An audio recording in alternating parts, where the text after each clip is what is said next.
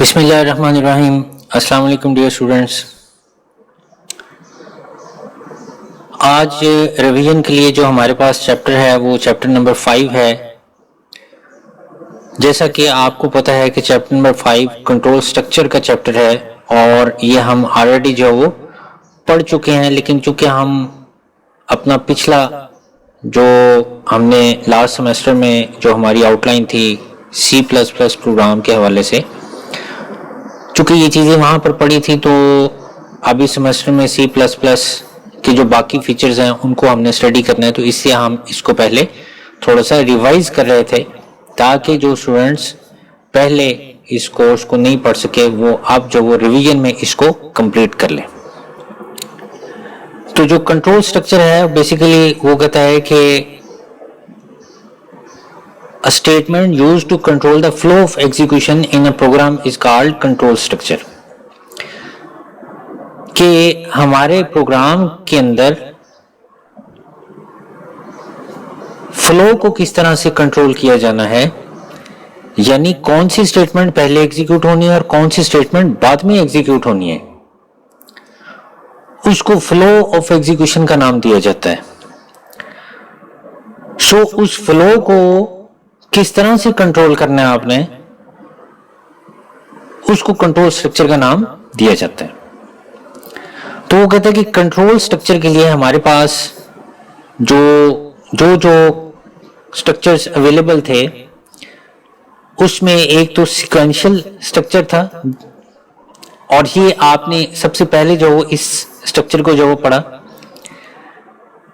कि इस तरह का जो स्ट्रक्चर होता है इसके अंदर हमारे स्टेटमेंट्स का फ्लो एक सीक्वेंस के साथ एग्जीक्यूट होता है।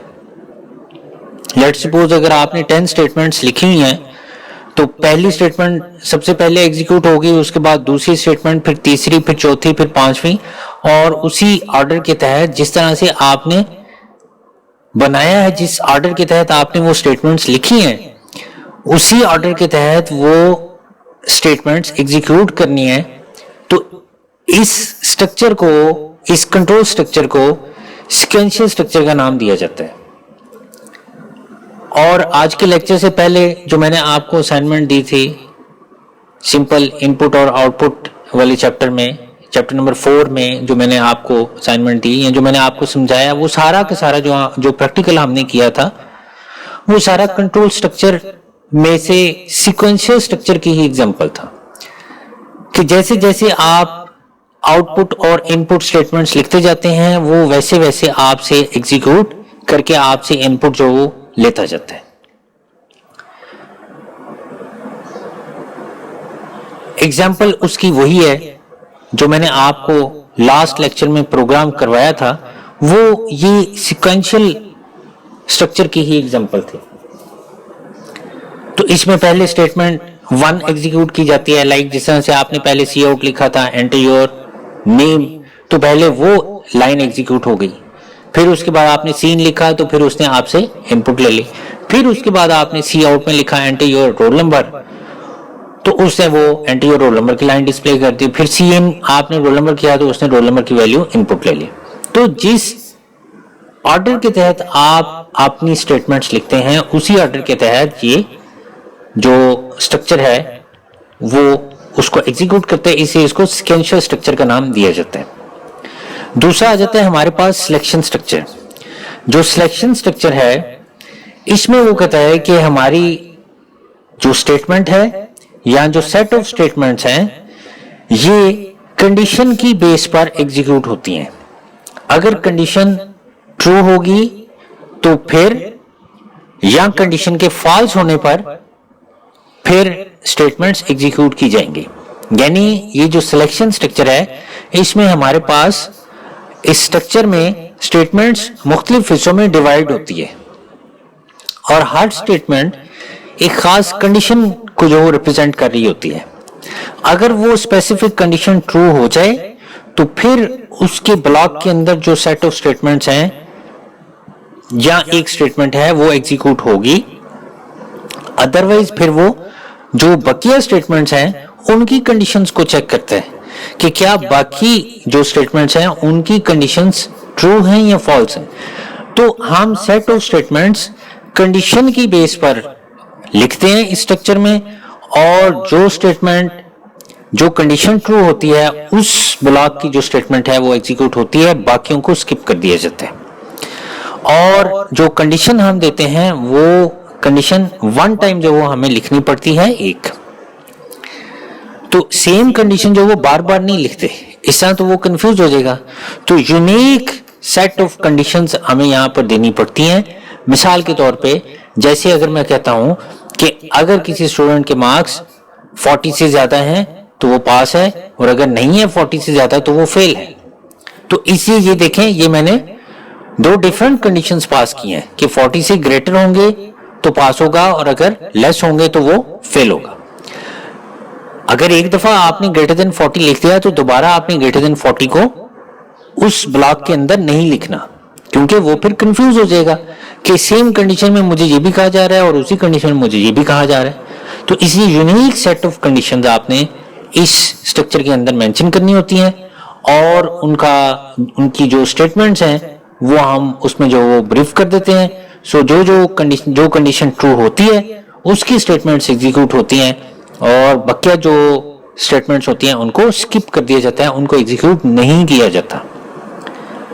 ये सीक्वेंशियल स्ट्रक्चर की तरह नहीं है कि आपने अगर 10 स्टेटमेंट्स लिख दी तो 10 की 10 ही एग्जीक्यूट करनी है, नहीं। इसमें देखें कि जो कंडीशनल स्ट्रक्चर होता है या जो सिलेक्शन स्ट्रक्चर है उसके अंदर क्या है कि आपकी कंडीशन अगर ट्रू होगी तो मुमकिन है कि स्टेटमेंट 1 एग्जीक्यूट हो जाए, और अगर फॉल्स होती है तो मुमकिन है कि स्टेटमेंट 2 एग्जीक्यूट हो जाए, या ट्रू होती है तो स्टेटमेंट 2 एग्जीक्यूट हो जाए, फॉल्स होती है तो स्टेटमेंट 1 एग्जीक्यूट हो जाए। तो ये डिपेंड करता है हमारे पास कि हमने ये ब्लॉक कहां पर लिखे हुए हैं। लेकिन दोनों सूरतों में कंडीशन ट्रू या फॉल्स होने की सूरत में कोई एक स्टेटमेंट जो है आपकी एग्जीक्यूट होगी। अगर ट्रू हो जाती है कंडीशन तो स्टेटमेंट 1 अगर एग्जीक्यूट होती है तो 2 को छोड़ दिया जाएगा, 2 को वो एग्जीक्यूट नहीं करेगा। और अगर फॉल्स हो जाती है तो हो सकता है कि फिर वो 1 को छोड़ दे और 2 को एग्जीक्यूट कर दे। तो इस तरह से जो कंडीशनल स्ट्रक्चर है या जो सिलेक्शन स्ट्रक्चर है वो वर्किंग करता है।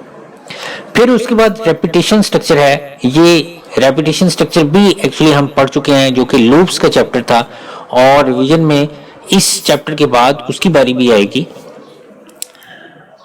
सो जो रेपिटेटिव स्ट्रक्चर है उसमें हमारी स्टेटमेंट्स को बार बार रिपीट किया जाता है, यानी जब तक एक स्पेसिफिक कंडीशन ट्रू रहती है तब तक वो सेट ऑफ स्टेटमेंट्स को रिपीट करता रहता है, और जब फॉल्स हो जाती है तो उसको रिपीट करना बंद कर देता है।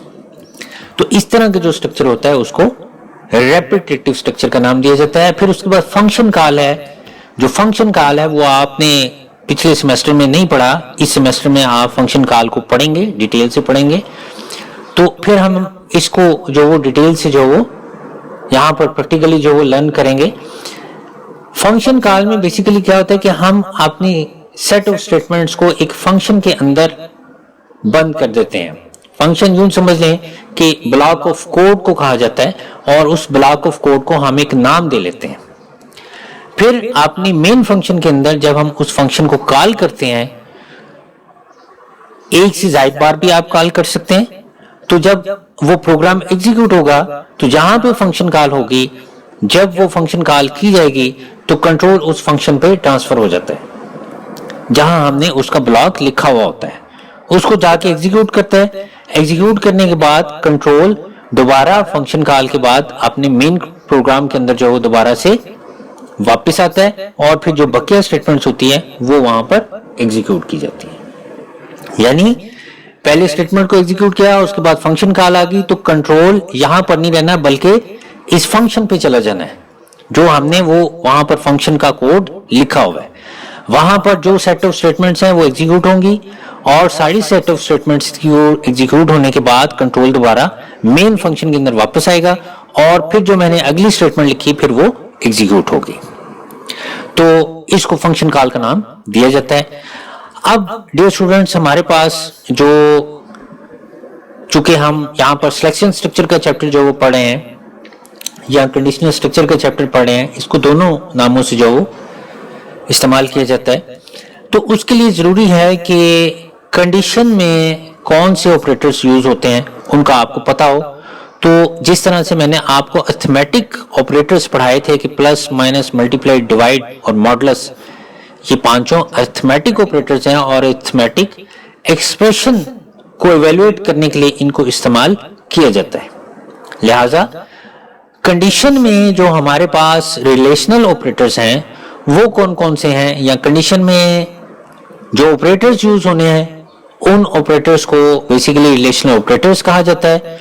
और वो रिलेशनल ऑपरेटर्स कौन से हैं, वो ये उनकी लिस्ट यहाँ पर आपको नजर आ रही है। बड़े कॉमन से जो रिलेशनल ऑपरेटर्स हैं आपको यकीनन जो इनका पता होगा। ग्रेटर देन का साइन है, लेस देन का साइन है, that is called equal operator. आपने जब इससे पिछला चैप्टर पढ़ा था तो आपने एक असाइनमेंट ऑपरेटर पढ़ा था, और असाइनमेंट ऑपरेटर जो है वो बेसिकली ये इसको कहा जाता है। ये जो सिंगल इक्वल का जो ऑपरेटर है ना, इसको असाइनमेंट ऑपरेटर कहते हैं। और हमने जब किसी वेरिएबल की वैल्यू को स्टोर करना होता है तो हम इसी ऑपरेटर को यूज करते हैं।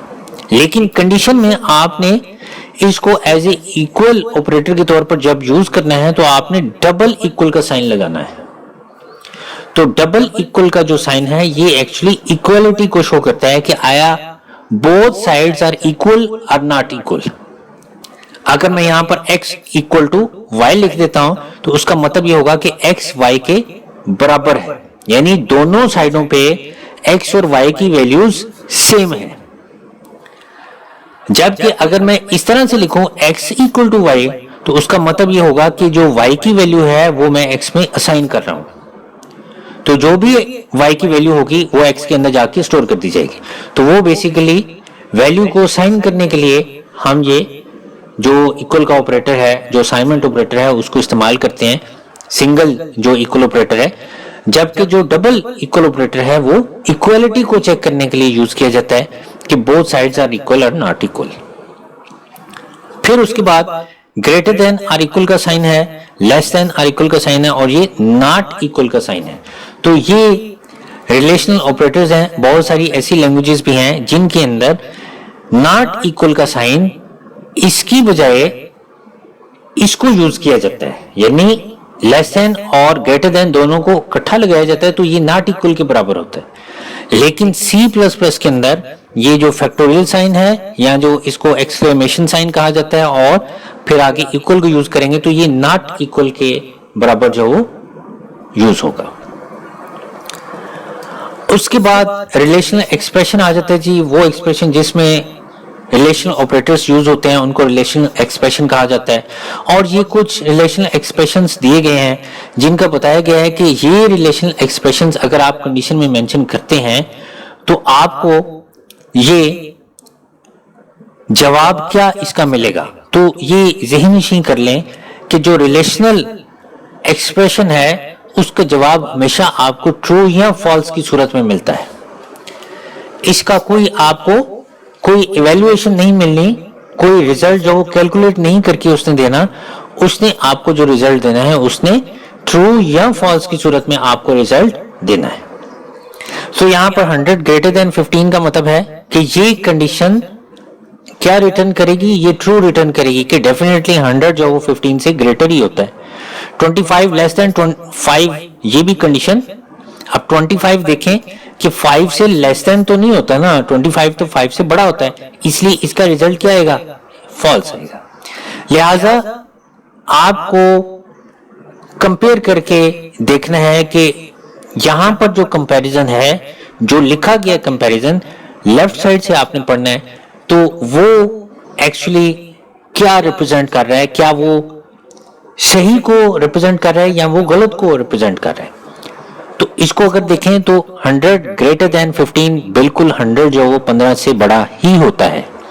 हम ये इसको डिकोड करके यही जो हम समझते हैं, तो इसी इसका रिजल्ट ट्रू है। और 25 लेस देन 5 तो ये गलत है। इसको जब डिकोड हम करेंगे अपने माइंड में तो 25 जो वो 5 से बड़ा होता है। यहाँ पर ये गलत लिखा हुआ है कि 25 5 से छोटा है तो इसका रिजल्ट क्या है, ये फॉल्स है। अब देखिए समटाइम दोनों ऑपरेटर्स जो यूज कर लिए जाते हैं, लेस देन भी और इक्वल भी, तो फिर इसमें और का साइन आ जाता है कि 30 इज लेस देन और इक्वल टू 12, कि 30 जो है वो 12 से छोटा है या 12 के बराबर है। तो दोनों में से कोई एक कंडीशन अगर ट्रू हो जाए तो फिर इसको हम ट्रू करेंगे, लेकिन यहां पर 30 ना तो 12 से लेस, अगर हम देखें तो 30 जो है वो 12 से छोटा नहीं है और ना ही वो 12 के बराबर है, तो दोनों जो कंडीशंस हैं वो फॉल्स हैं, इसे इसका रिजल्ट फॉल्स हो गया। इसको देख लें कि 40 ग्रेटर देन और इक्वल टू 20। अब 40 जो 20 से ग्रेटर है, इतनी कंडीशन तो सही है, और इक्वल टू इसका मतलब है कि इक्वालिटी वाली जो कंडीशन थी वो गलत है।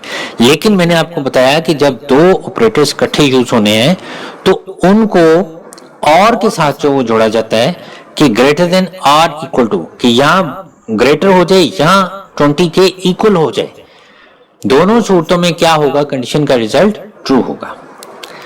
तो अगर इन दोनों में से कोई एक कंडीशन भी फुलफिल होती है, अगर यहां पर 20 भी लिख दिया जाता है तो 20 ग्रेटर तो नहीं है 20 से, लेकिन 20 के इक्वल तो है ना, तो इसी इसका रिजल्ट ट्रू आएगा। फिर नॉट इक्वल टू, ये नॉट का साइन है कि not a greater than b, कि ए जो वो बी से बड़ा नहीं है। तो अब इसमें देखें कि जो हमारे पास कैरेक्टर्स का या जो टेक्सचुअल कंपैरिजन है वो कैसे होगा, तो वो इसके जो आस्की कोड्स हैं उनकी बेस पर होगा कि ए का आस्की कोड क्या होता है और बी का आस्की कोड क्या होता है। ए का आस्की कोड आपको पता है 65 है और बी का आस्की कोड 66 है, तो यहां पर 65 ग्रेटर देन 66, तो ये क्या करेगा, इसका रिजल्ट होगा फॉल्स, कि 65 जो वो 66 से बड़ा नहीं होता।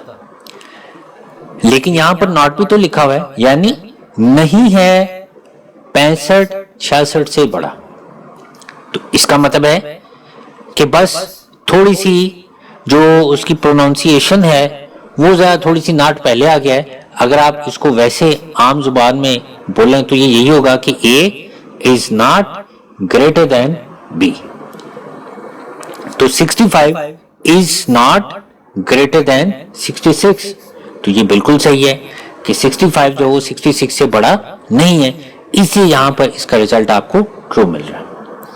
और इसी तरह से ये जो बकिया एक्सप्रेशंस हैं ये भी यहां पर दिए गए हैं कि 1 इज नॉट इक्वल टू 2, ये भी ट्रू है। 5 इज नॉट इक्वल टू 5, ये एक्सप्रेशन गलत है कि 5 के इक्वल होता है, यहां पर नॉट इक्वल का साइन जो यूज किया गया। तो ये रिलेशनल एक्सप्रेशंस थे। उसके बाद जो सबसे पहली कंडीशन है वो है इफ स्टेटमेंट की, कि इफ स्टेटमेंट को आपने यूज किस तरह से करना है। बड़ा सिंपल सा जो इसका ब्लॉक है कि आपने इसको किस तरह से यूज करना है। इफ आपने कंडीशन बतानी है और फिर स्टेटमेंट बता देनी है। अगर कंडीशन ट्रू होगी तो ये स्टेटमेंट एग्जीक्यूट होगी, अदरवाइज ये स्टेटमेंट एग्जीक्यूट नहीं होगी। लिमिटेशन में यही चीज है कि स्टेटमेंट इफ स्टेटमेंट तब एग्जीक्यूट होती है जब कंडीशन ट्रू होती है, और इफ स्टेटमेंट तब एग्जीक्यूट नहीं होती जब कंडीशन फॉल्स होती है। ये देखें,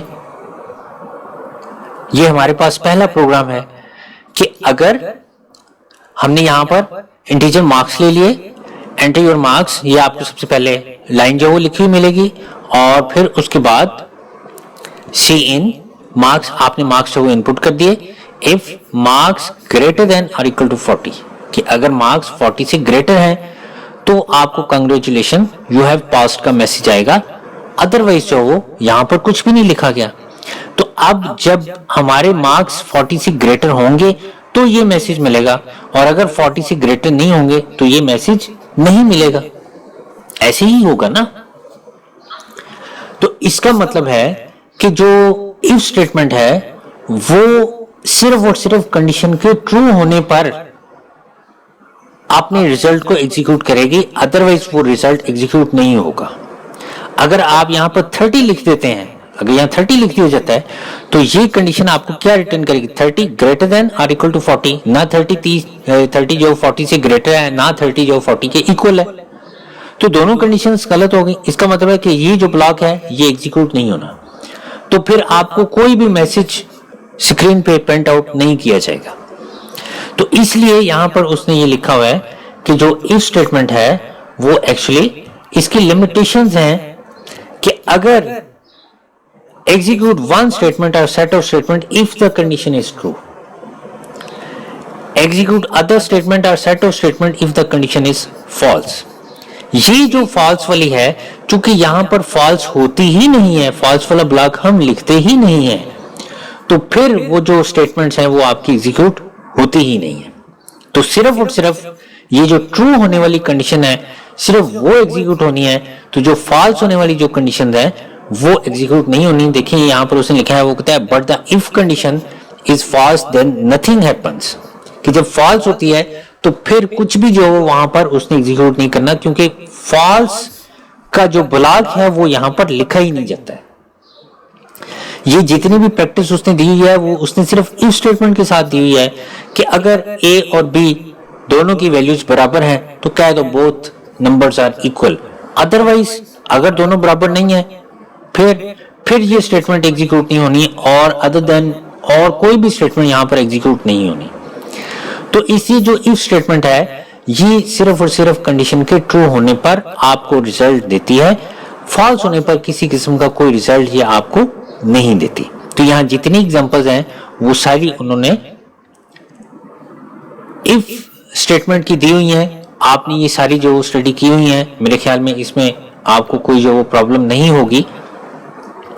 जितनी भी यहाँ पर कंडीशंस हैं वो सारी इफ स्टेटमेंट के साथ उसने दी हुई हैं।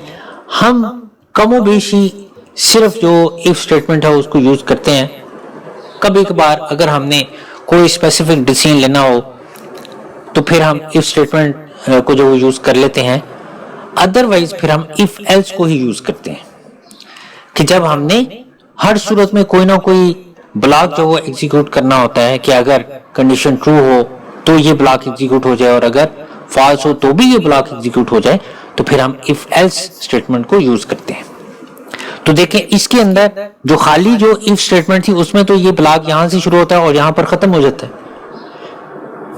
तो यही वजह है कि जब कंडीशन फॉल्स होती है तो फॉल्स होने की सूरत में यहां पर कोई एग्जीक्यूशन नहीं होती।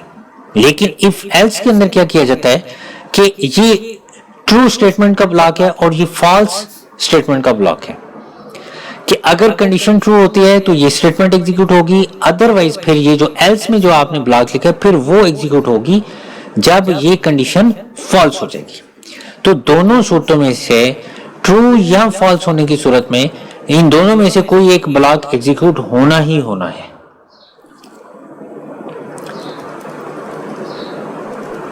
तो ये देखें ये दोनों उसने यहां पर आपको शो करवाए हुए हैं कि अगर तो एक स्टेटमेंट है तो फिर करली ब्रैकेट्स लगाने की जरूरत नहीं है, और अगर एक से ज्यादा स्टेटमेंट्स हैं तो फिर आप ये करली ब्रैकेट्स लगाएंगे।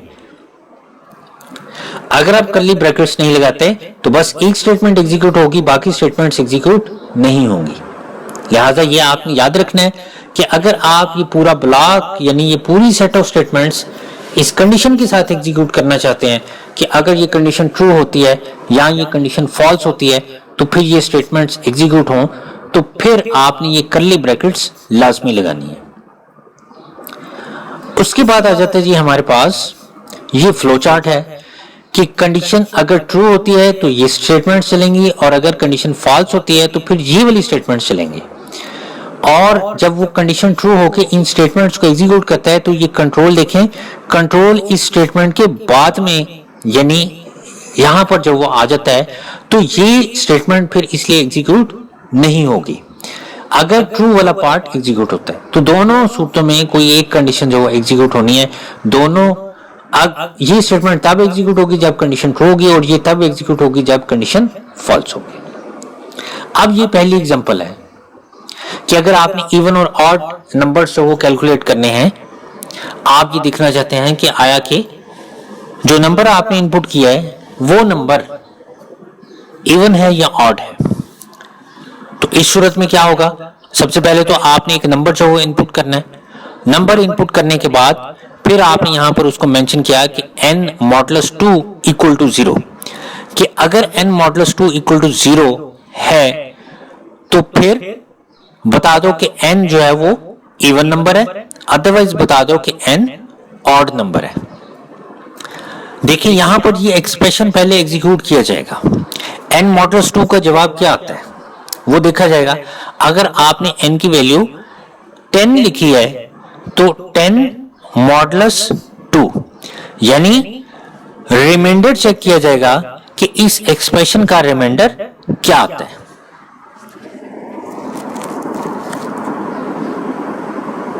मैं थोड़ा सा आपको ड्रा करके बताता हूं कि एक्चुअली ये कंडीशन किस तरह से एग्जीक्यूट होनी है। देखिए यहां पर लिखा गया है if n modulus 2 equal to 0, तो ये कंडीशन किस तरह से एग्जीक्यूट होगी। इफ n मॉडुलस n की जगह क्या आ जाएगा 10, अगर आप 10 एंटर करते हैं मॉडुलस 2 इक्वल्स टू 0, फर्दर ये एग्जीक्यूट होगी, यानी इसका रिजल्ट पहले कैलकुलेट किया जाएगा। तो n 10 2 पे जो 10 को डिवाइड किया जाएगा, तो 2 5 10 होता है, तो रिमाइंडर क्या आता है 0। तो यहां पर इसका जवाब क्या आएगा 0 इक्वल्स टू 0। ये पहले ये एक्सप्रेशन इवेल्युएट किया जाता है, उसका जो रिजल्ट आता है उसको यहां रखा जाता है, फिर ये चेक किया जाता है कि हाँ जी अब ये यहां पर इस एक्सप्रेशन का जवाब 0 है, तो 0 इक्वल्स टू 0। क्या ये दोनों साइड्स बराबर हैं? अगर बराबर हैं, अगर ये बराबर हैं तो फिर क्या कर दो, फिर सी आउट पहले n की वैल्यू प्रिंट आउट करवाओ, n की वैल्यू वो प्रिंट आउट हो जाएगी, वो होगी 10 और 10, और फिर ये देखें इंसर्शन ऑपरेटर के बाद इन्वर्टेड कॉमास में लिखा हुआ है इज इवन, यानी 10 इज इवन, वो हमारा जवाब। अब चूंकि ये वाली कंडीशन ट्रू हो गई है, 0 इक्वल टू 0 ये ट्रू हो गया है, तो फिर ये जो एल्स का जो पार्ट है वो ब्लॉक जो वो एग्जीक्यूट नहीं होगा।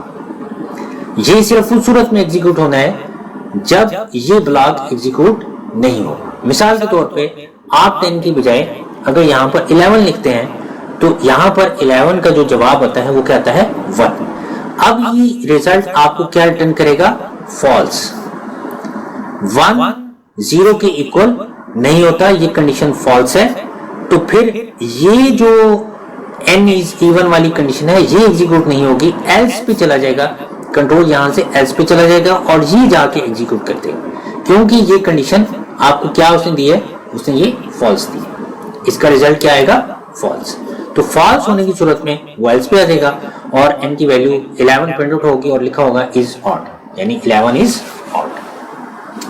तो इस तरह से ये जो कंडीशन है ये जो एग्जीक्यूट होती है कि अगर कंडीशन ट्रू है तो स्टेटमेंट्स एग्जीक्यूट होंगी और अगर फॉल्स है तो स्टेटमेंट्स एग्जीक्यूट होंगी। यहां पर अगर आप देखें तो ये दोनों सूरतों में ट्रू या फॉल्स की सूरत में यस या नो जो हो उसने यहां पर आपको बताया हुआ है कि इसका रिजल्ट कंपेयर किया जाना है। अगर तो ये बराबर है इसके तो फिर आपको जो वो जवाब इवन आएगा, और अगर इसका जवाब जो वो फॉल्स हो जाता है तो फिर वो नो वाली साइड पे इसका जवाब और जो वो प्रिंट आउट करके तो ये यहां पर प्रोग्राम एंड हो जाएगा। तो इस तरह से जो इफ एल्स ब्लॉक है वो एग्जीक्यूट होता है। ये भी वही प्रोग्राम ऊपर वाले दिया गया है, लेकिन ये लीप ईयर के हवाले से दिया गया है। लीप ईयर वो ईयर होता है जो कि 4 पे डिवाइड हो जाता है, और जो 4 पे डिवाइड नहीं होता उसको लीप ईयर नहीं कहा जाता। तो इसका मतलब कि 2000, 2004, 2008, 12, 16, 20 ये सारे लीप ईयर्स हैं। तो यहाँ पर 2003 एंटर किया गया है, तो 2003 जो 4 पे पूरा पूरा डिवाइड नहीं होता, इससे उसने ये कंडीशन जो कंडीशन का रिजल्ट जो फॉल्स आया, तो फॉल्स आने की सूरत में कंडीशन जो ये यहाँ पर जंप करेगा और ये रिजल्ट आपको देगा y की वैल्यू प्रिंट आउट होगी, वो ईयर होगा, is not a leap year. तो स्टूडेंट्स ये सिंपल से क्वेश्चंस थे इफ एल्स के, उसके बाद जो हमारे पास नेक्स्ट जो प्रोग्राम है वो इफ एल्स इफ स्ट्रक्चर का है कि इफ एल्स इफ स्ट्रक्चर में क्या किया जाता है कि इफ कंडीशन, फिर उसके बाद ब्लॉक, फिर एल्स इफ कंडीशन, उसके बाद ब्लॉक, एल्स इफ कंडीशन, उसके बाद ब्लॉक, यानी वो सारी कंडीशंस जो वो यहाँ पर मेंशन कर दी जाती हैं, जितनी भी कंडीशंस होती हैं। अभी तक देखें, अभी तक तो सिर्फ पास और फेल का ही हम देख रहे थे कि कंडीशन ट्रू है तो इसका जवाब ये आएगा, कंडीशन फॉल्स है तो इसका जवाब फिर ये आ जाएगा। इफ और एल्स दो ही पोर्शन हम लिखते थे, लेकिन समटाइम हमारे पास कंडीशंस बहुत ज्यादा होती हैं, तो उन सारी कंडीशंस को चेक करने के लिए फिर हमारे पास ये जो एक्सटेंडेड इफ एल्स इफ है वो इस्तेमाल किया जाता है। लिहाजा इसमें क्या होता है कि इसमें हम अपनी स्टेटमेंट्स के सारे जो ब्लॉक होते हैं वो हम जो यहाँ पर मेंशन करते हैं, और हर ब्लॉक के साथ अपनी स्टेटमेंट का जो ब्लॉक है वो भी जो मेंशन करते हैं। जो कंडीशन ट्रू होती है वो वाला ब्लॉक एग्जीक्यूट होता है, बाकी सारी जो कंडीशंस हैं और उनके साथ जो ब्लॉक्स लगे हुए होते हैं वो स्किप कर दिए जाते हैं, एल्स वाला भी स्किप कर दिया जाता है अगर इनमें से कोई एक स्टेटमेंट जो है एग्जीक्यूट हो जाती है। अगर ये सारी कंडीशंस में से कोई भी कंडीशन एग्जीक्यूट नहीं होती तो फिर ये जो एल्स वाला ब्लॉक है वो एग्जीक्यूट होगा। यानी अगर ये पहली कंडीशन है, अगर यही ट्रू हो जाती है तो इसका ये इस ब्लॉक के अंदर जो आपकी स्टेटमेंट्स है वो एग्जीक्यूट हो जानी, ये भी छोड़ देगा, ये भी छोड़ देगा, और ये जो एल्स वाला ब्लॉक है ये भी छोड़ देगा। अगर ये सेकंड कंडीशन जो वो ट्रू होती है, अगर ये फॉल्स हो जाती है तो कंट्रोल यहां से इस कंडीशन पे आ जाएगा। अगर ये कंडीशन ट्रू हो जाती है तो इसका ब्लॉक एग्जीक्यूट होगा, ये भी छोड़ देगा और एल्स वाला भी छोड़ देगा। अब फर्ज करें कि ये कंडीशन भी फॉल्स हो गई, ये भी फॉल्स हो गई, ये भी फॉल्स हो गई, और बकिया जितनी भी आपने यहाँ कंडीशंस दी हो वो सारी सारी कंडीशंस फॉल्स हो जाती हैं, तो फिर ये जो एल्स के अंदर जो कंट्रोल जो इसके अंदर आपने स्टेटमेंट्स लिखी हैं, फिर एल्स का जो ब्लॉक है वो फिर तब एग्जीक्यूट होगा। तो इस तरह से ये जो इफ एल्स इफ है वो जब कोई स्पेसिफिक ब्लॉक जो वो एग्जीक्यूट होता है तो उसकी स्टेटमेंट्स जो वो एग्जीक्यूट कर दी जाती हैं। अगर वो ब्लॉक ट्रू होता है, अगर उस कंडीशन का रिजल्ट ट्रू होता है तो फिर उसकी जो स्टेटमेंट्स हैं वो एग्जीक्यूट कर दी जाती हैं, अदरवाइज उसको स्किप कर दिया जाता है। तो ये एक सिंपल सी एग्जांपल है कि अगर आपका टेस्ट स्कोर इससे ग्रेटर है तो आपको ए ग्रेड मिलेगा, अगर 80 से लेकर 89 तक है यानी 80 से ग्रेटर है तो बी मिलेगा, अगर 70 से ग्रेटर है तो सी मिलेगा, 60 से ग्रेटर है तो डी, और अगर 60 से बिलो है तो फिर एफ। तो ये देखें, if score is greater than or equal to 90, कि अगर 90 से अबव है तो आपको जो है वो ग्रेड ए दे दिया जाए। एल्स इफ अगर स्कोर 80 से अबव है तो ग्रेड बी दे दिया जाए। एल्स इफ अगर स्कोर 70 से अबव है तो ग्रेड सी दे दिया जाए। एल्स इफ अगर स्कोर 60 से अबव है तो ग्रेड डी दे दिया जाए, और अदरवाइज फिर ग्रेड एफ दे दिया जाए। तो अब इन कंडीशंस में से ये सारी जो उसने फ्लो चार्ट के अंदर मेंशन की हुई हैं, तो अगर आपने जो वैल्यू एंटर किया है अगर वो लेट्स सपोज 75 है तो 75 जो वो 90 से ग्रेटर नहीं है, ये कंडीशन का रिजल्ट क्या आएगा, फॉल्स। तो कंट्रोल यहां से स्विच करेगा इस वाले एल्स पे, यानी अगली कंडीशन पे 75 greater than or equal to 80, ये भी वो कहता है कि जो 75 है वो 80 से ग्रेटर नहीं होता, ये भी फॉल्स है, वो यहां से स्विच करेगा अगली कंडीशन पे। तो इस तरह से स्विच करते करते उसने सारी कंडीशंस पढ़नी है। अगर यहां पर देखा जाए कि 75 ग्रेटर देन 70 उसने कहा ट्रू, तो अब वो अगली कंडीशन पर जाने के बजाय इस कंडीशन का रिजल्ट चूंकि ट्रू आ गया है तो ट्रू आने की सूरत में ये जो ब्लॉक है ये एग्जीक्यूट होगा, और इसको एग्जीक्यूट करने के बाद कंट्रोल दोबारा जंप करेगा और ये कर्ली ब्रैकेट पर आ जाएगा। ठीक है, वहां पर कर्ली ब्रैकेट पर आ जाएगा, नहीं सॉरी कर्ली ब्रैकेट पर नहीं आएगा, बल्कि ये जो गेट कैरेक्टर है यहां पर आएगा, क्योंकि ये आपका जो ब्लॉक है एल्स का यहां पर खत्म हो जाता है, और फिर ये गेट कैरेक्टर है ये बीच में सेपरेट है, ये इस ब्लॉक के अंदर नहीं है, तो कंट्रोल जो वो गेट कैरेक्टर पे आएगा और फिर उसके बाद एंड हो जाएगा। अब फर्ज कर लें कि आपने जो वैल्यू एंटर की वो एंटर की आपने 50, तो 50 90 से अबव नहीं है, कंडीशन फॉल्स होगी, अगली कंडीशन चेक होगी। 50 80 से अबव नहीं है, फॉल्स होगी, अगली कंडीशन चेक होगी। 50 70 से अबव नहीं है, कंडीशन फॉल्स होगी, अगली कंडीशन चेक होगी। अब 50 60 से अबव नहीं है, ये भी फॉल्स हो गई। तो हमारी जितनी भी कंडीशन थी वो सारी तो यहां पर चेक कर ली उसने, फिर तो एल्स ही बचता है। तो एल्स फिर उस सूरत में एग्जीक्यूट होता है जब सारी कंडीशन, सारी गिवन कंडीशंस फॉल्स हो जाती हैं। फिर वो यहां पर आके आपने एल्स में किसी किस्म की कोई कंडीशन नहीं मेंशन करनी, हमेशा कंडीशन इफ के साथ मेंशन की जाती है, सिंपली एल्स के साथ कंडीशन मेंशन नहीं की जाती। और ये अदर देन को जो वो इसको समझा जाता है कि इन तमाम कंडीशंस के अलावा बाकी हर सूरत में, यानी अगर 50 होता है, 40 होता है, 30 होता है, 20 होता है, 10 होते हैं, या जो भी होता है, उस सारों की सूरत में क्या किया जाना है कि योर ग्रेड इज एफ, तो एफ जो है वो आपको शो करवाया जाना है। और फिर उसके बाद यहां पर गेट कैरेक्टर के बाद ये एंड हो जाए। तो इसमें मैं आपको बता रहा था कि जिस तरह से यहां पर इसने हर कंडीशन के अंदर सी आउट की स्टेटमेंट मेंशन करती है, या तो आप इस तरह से कर लें, या फिर आप यहां पर एक कैरेक्टर ग्रेड का वेरिएबल ले लें, यानी कैरेक्टर ग्रेड का एक वेरिएबल ले लें, और कैरेक्टर ग्रेड का वेरिएबल लेने के बाद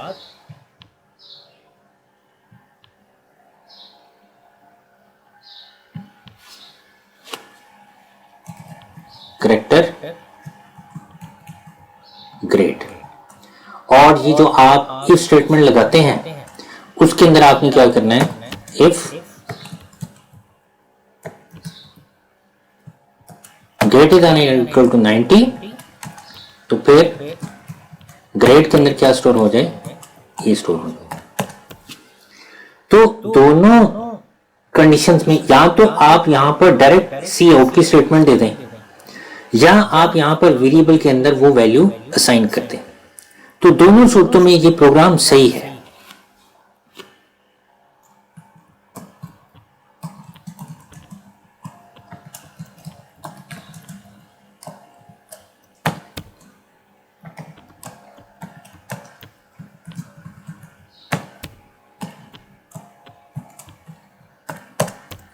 तो इस तरह से आपने ये सारी कंडीशंस यहां पर लिख देनी है। एल्स के अंदर क्या लिखेंगे,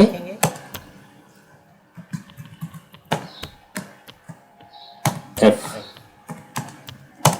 और ये गेट कैरेक्टर से पहले फिर आपने क्या करना है कि आपने इस ग्रेड की वैल्यू को प्रिंट आउट करवाना है। सी आउट आप यहां पर लिखें ग्रेड इज, और फिर यानी ग्रेड की जो वैल्यू है, जो भी वैल्यू उसके अंदर स्टोर हुई है, वो जो है वो यहां पर स्टोर कर दें। तो या तो आप सी आउट की सिर्फ एक स्टेटमेंट यूज कर लें इस इफ के ब्लॉक के बाद वन टाइम, कि ग्रेड के अंदर जो भी वैल्यू स्टोर हुई वो यहां पर आप रिटर्न कर दीजिए, या आप यहां पर बजाय वेरिएबल के अंदर स्टोर करने के जैसे इसने किया है कि आप हर जो वो इफ कंडीशन के अंदर उससे रेलेवेंट जो उसकी स्टेटमेंट है जिसको आपने एग्जीक्यूट करना है वो आप यहां पर लिखते जाए। तो दोनों ये जो दोनों लॉजिक्स हैं ये दोनों करेक्ट हैं कि वेरिएबल लेके उसके अंदर वैल्यू स्टोर कर लें या आप डायरेक्ट आउटपुट स्टेटमेंट यूज कर लें। तो दोनों सूरतों में जो आपका जवाब सही आना है। लेकिन इस सूरत में आप ये मत भूल जाइएगा कि आपने ग्रेड के अंदर वैल्यू तो स्टोर कर दी है, उसको डिस्प्ले भी करना है।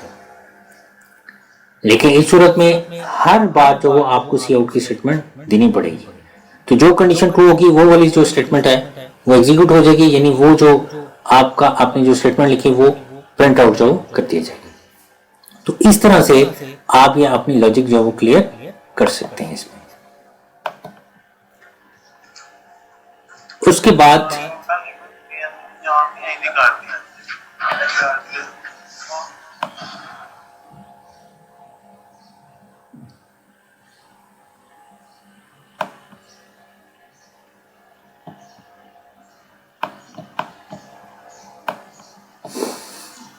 ये इफ एल्स इफ के जितने भी प्रोग्राम्स हैं या आपने पहले भी कर लिए हुए हैं, और अगेन हमारे पास जो टॉपिक आ जाता है वो नेस्टेड इफ का टॉपिक आ जाता है।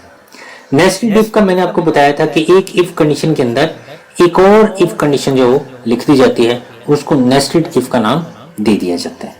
और इस सूरत में क्या होता है कि पहली ये जो इफ कंडीशन है, अगर ये कंडीशन ट्रू हो तो फिर ये जो सारा ब्लॉक है ये एग्जीक्यूट होगा, अदरवाइज ये सारे का सारा ब्लॉक एग्जीक्यूट नहीं होगा अगर यही कंडीशन आपकी फॉल्स हो जाती है।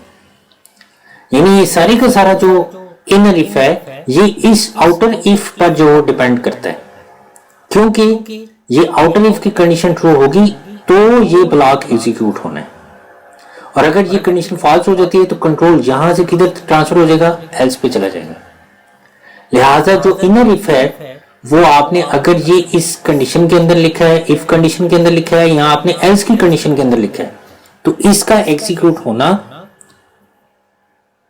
तब ये एग्जीक्यूट होगा जब इसकी आउटर इफ कंडीशन या जो एल्स की जो कंडीशन है वो अगर ये एल्स का पार्ट है तो फिर एल्स अगर ट्रू होगा तो चलेगा, और अगर इफ कंडीशन का पार्ट है तो फिर इफ कंडीशन अगर ट्रू होगी तो चलेगी। तो किसी भी ब्लॉक के अंदर जो इनर इफ का जो ब्लॉक होता है उसको नेस्टेड इफ का नाम दिया जाता है। इस सारी की डिटेल जो प्रीवियस लेक्चर्स हैं उनमें आप वो वीडियोस जो स्टोर हैं यूट्यूब पे, उनमें आप इनको जो डिटेल में अगर स्टडी दोबारा करना चाहते हैं तो आप दोबारा कर सकते हैं।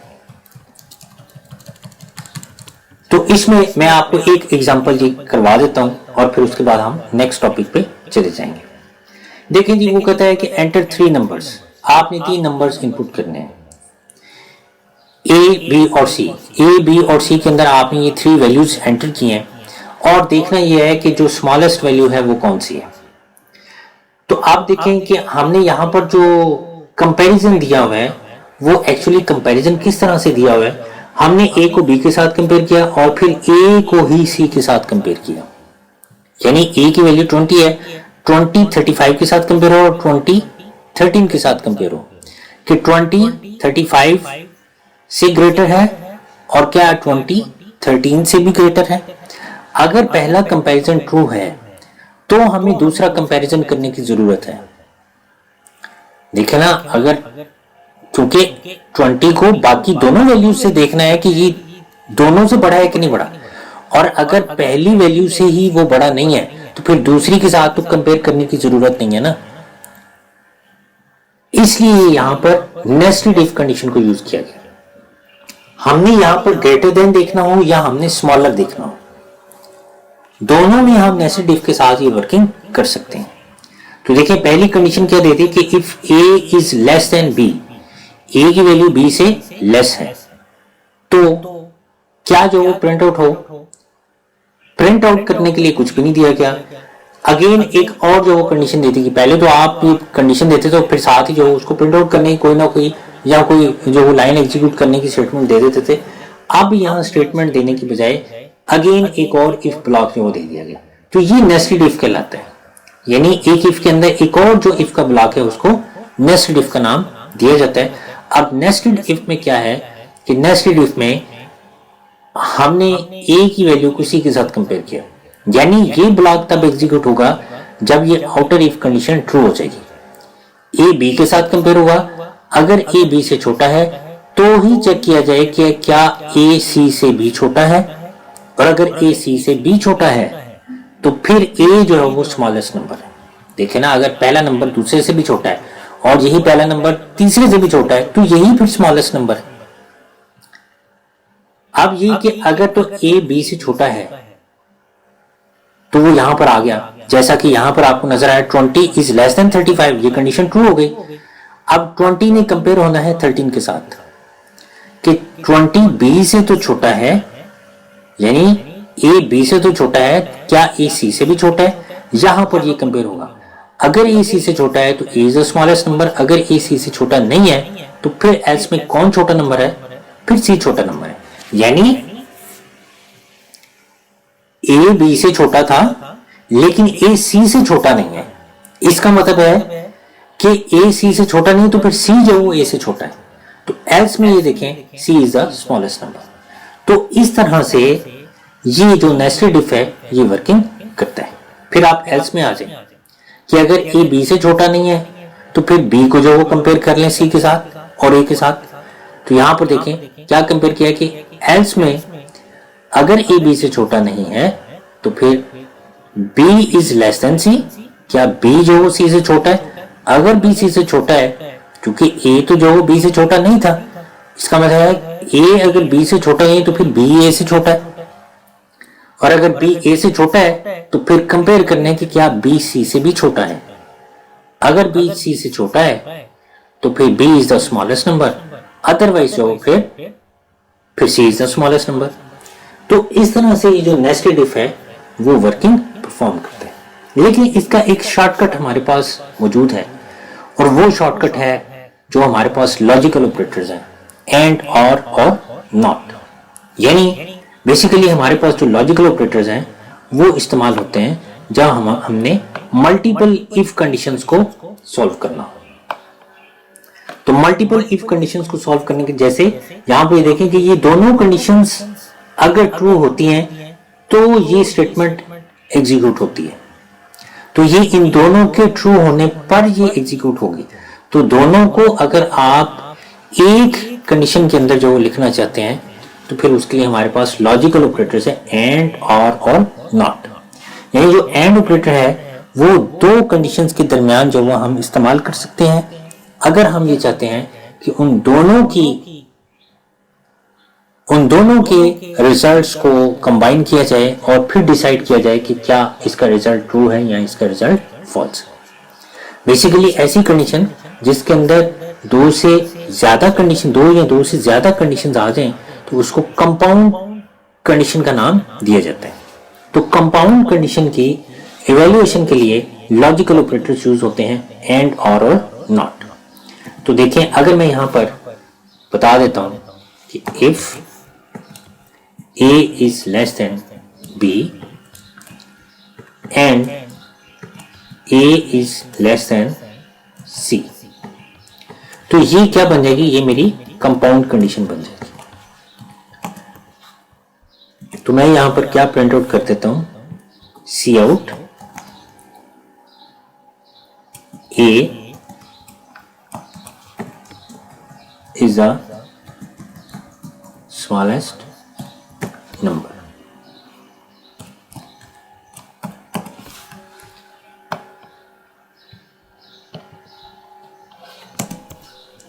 फिर उसके बाद एल्स इफ के अंदर मैं दूसरी कंडीशन मेंशन करता हूं, और वो क्या है कि B is less then A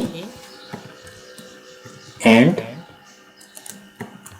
B is less then C। तो सी आउट के अंदर क्या प्रिंट आउट हो जाए? B जो है वो सबसे स्मॉलेस्ट नंबर है, और एल्स में आप लिख देंगे कि C is the smallest number. तो ये बस इतनी सी जब हम कंडीशंस दे लेंगे तो ये हमारा पूरा ब्लॉक जो है वो कंप्लीट हो जाएगा।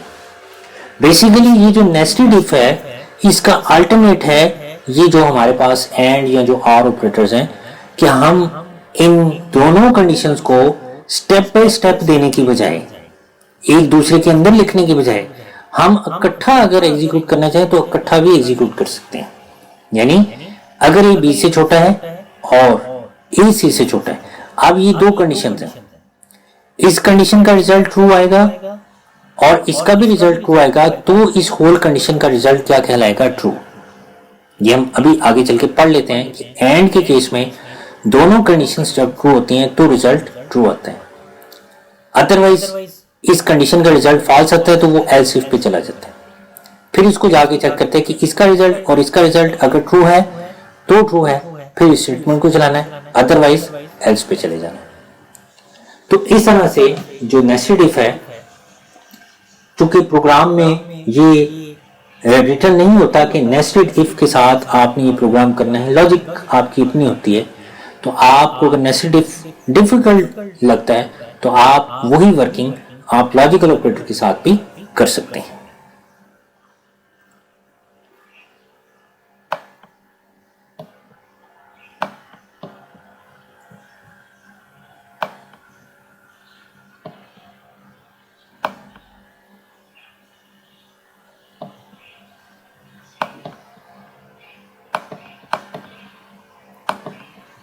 अच्छा जी, उसके बाद हम आगे चलते हैं। ये उसने फ्लो चार्ट जो वो आपको समझाया हुआ है, आप इसको अंडरस्टैंड कर लीजिएगा। कोई प्रॉब्लम हुई तो मेरे से फिर पूछ लीजिएगा। हम लॉजिकल ऑपरेटर्स की तरफ आ जाते हैं। कंपाउंड कंडीशन जो मैं आपको बता रहा था कि type of comparison in which more than 2 conditions are evaluated is called compound condition. और कंपाउंड कंडीशन को एग्जीक्यूट करने के लिए हमारे पास 3 लॉजिकल ऑपरेटर्स हैं, एंड, और नॉट।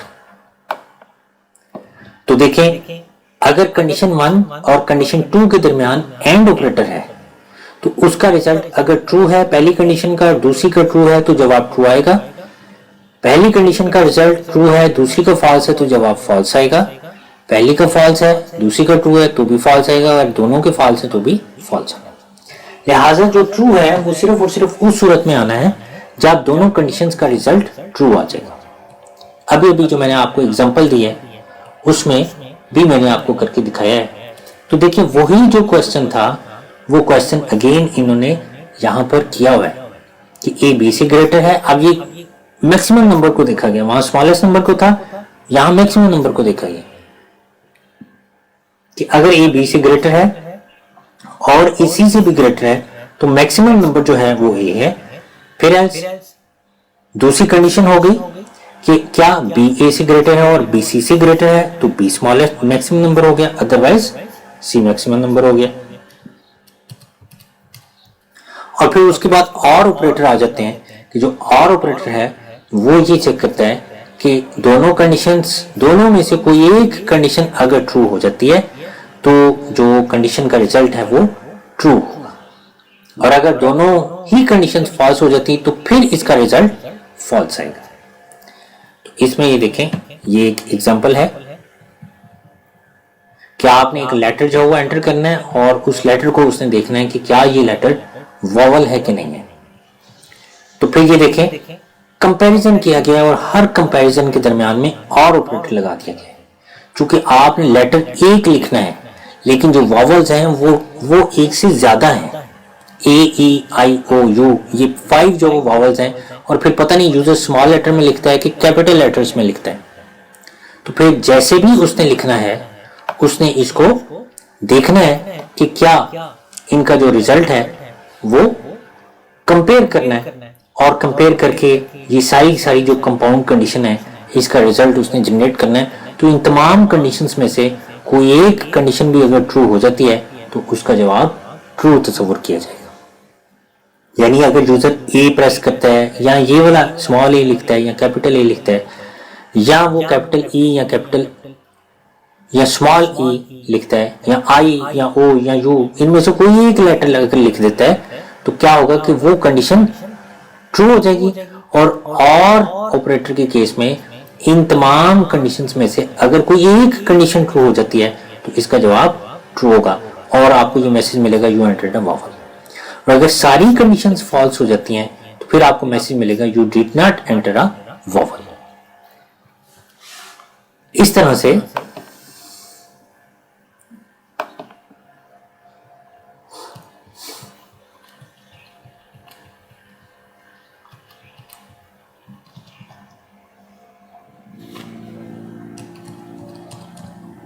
ये नॉट ऑपरेटर है। नॉट ऑपरेटर में क्या किया गया है कि ये जो एक्सक्लेमेशन का साइन था ये नॉट ऑपरेटर को रिप्रेजेंट करते हैं, और कंडीशन अगर ट्रू है तो नॉट ट्रू का मतलब क्या है, फॉल्स। और अगर कंडीशन, इवन कंडीशन का रिजल्ट फॉल्स है और आपने उससे पहले नॉट लगा दिया तो उसका मतलब है कंडीशन ट्रू हो गई। अब ये देखें, ये नॉट इक्वल, पहले हमने नॉट के बगैर जो इस क्वेश्चन को जो सॉल्व किया था कि if n modulus 2 equal to 0, अगर n की वैल्यू 2 पे डिवाइड की जाती है तो उसका जवाब 0 आता है, तो फिर आपने इवन नंबर लिखा। अब यहां पर नॉट ऐड कर दिया गया कि not n modulus 2 equal to 0, यानी n मॉडुलस 2 का रिजल्ट अगर 0 के बराबर नहीं है तो फिर क्या करना है, फिर आपने क्या लिखा है। यानी अगर मैं इस कंडीशन को आपको यहां पर एग्जीक्यूट करके दिखाऊं कि ये किस तरह से एग्जीक्यूट होती है, तो ये देखिए, not n modulus 2 equals to 0 if not n की वैल्यू फॉर एग्जांपल अगर आप 20 एंटर करते हैं तो 20 modulus 2 equal to 0 if not. अब 20 मॉडुलस 2 इक्वल टू, ये 20 मॉडुलस 2 का जवाब क्या आएगा? डेफिनेटली 0 आएगा क्योंकि ये डिवाइड हो जाता है, तो यहां पर आ जाएगा 0 इक्वल्स टू 0।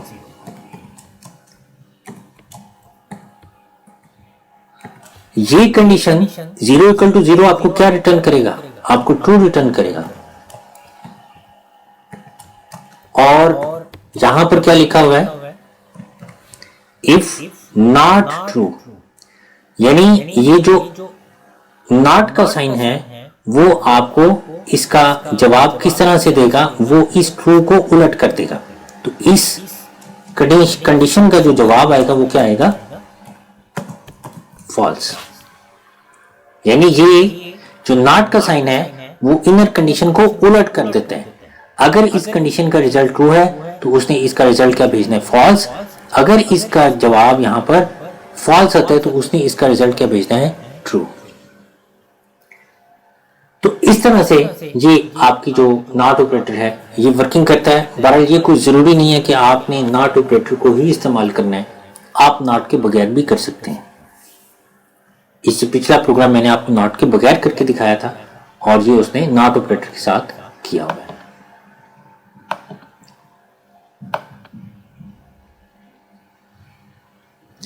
उसके बाद स्विच स्ट्रक्चर है, ये हम कमिंग लेक्चर में जो कर लेंगे। जी तो स्टूडेंट्स, पहले हम इस स्टेटमेंट का प्रैक्टिकल कर लेते हैं और फिर उसके बाद इफ एल्स को करेंगे और फिर नेस्टेड इफ को और फिर जो कंपाउंड इफ है उसका प्रैक्टिकल हम यहाँ पर जो मैं प्रैक्टिकली आपको करके दिखाऊंगा ताकि आपको आइडिया हो जाए कि इसको किस तरह से आपने यूज़ करना है। तो देखें, लास्ट लेक्चर में मैंने जो ग्रेड का वेरिएबल यहाँ पर रखा था जो कि इस्तेमाल नहीं हुआ था, उसको हमने अब इस्तेमाल करना है कि ग्रेड किस तरह से कैलकुलेट किया जाएगा। देखिए, ग्रेड जो है वो बेसिकली हमारी परसेंटेज पर जो वो डिपेंड करता है कि जो परसेंटेज होगी वही ग्रेड होगा। और इसी तरह से ग्रेड के साथ साथ मैं यहाँ पर एक और वेरिएबल ले लेता हूँ, वो लेता हूँ स्टेटस का। और स्टेटस में मैं पास या फेल राइट करना चाहता हूँ, तो मैंने यहाँ पर 4 कैरेक्टर्स का एक स्ट्रिंग वेरिएबल ले लिया है स्टेटस।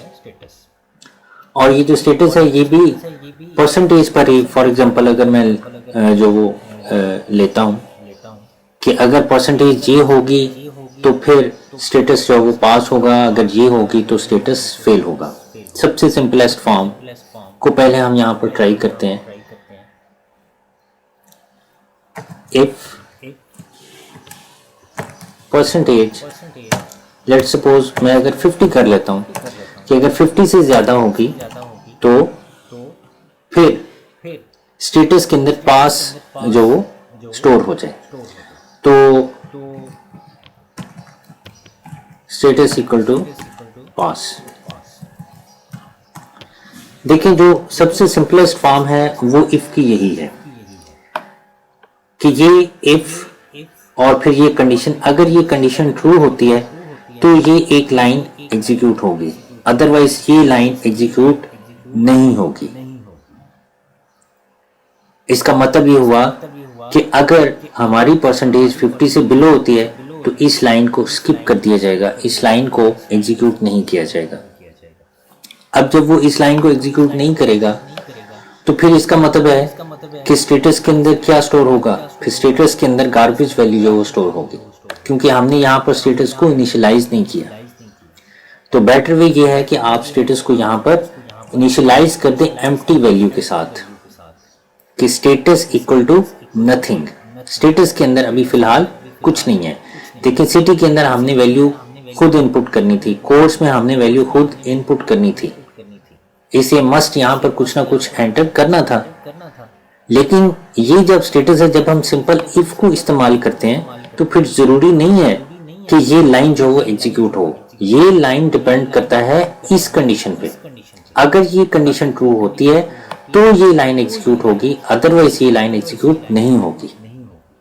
तो जब ये लाइन एग्जीक्यूट नहीं होगी तो फिर अगर हमने यहाँ पर स्टेटस में जो इनिशियलाइज जो मैंने किया है नथिंग को, अगर वो नहीं किया हुआ तो फिर स्टेटस का जो वेरिएबल है जब रैम के अंदर क्रिएट किया जाएगा तो उसके अंदर कोई भी गार्बेज वैल्यू हो सकती है, जो गार्बेज वैल्यू वो सी आउट स्टेटमेंट के अंदर प्रिंट आउट करवा सकते हैं।